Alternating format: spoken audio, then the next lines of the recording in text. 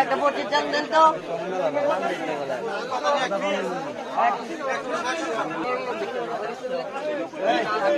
দেন তো 25। একটা বলো করো আমারে। 60 লইতা না।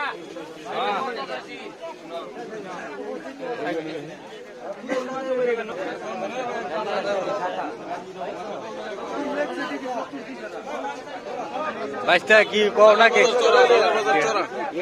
কম নাকি কিছু অনেক মানুষ বের করতেছে এখানে সামনে কারো বন্যা এসে মানুষ সেখানে জালের জন্য মানে বের করতেছে। প্রচুর মানুষ আসছে এখানে জাল কিনতে, তারা মাছ ধরবে।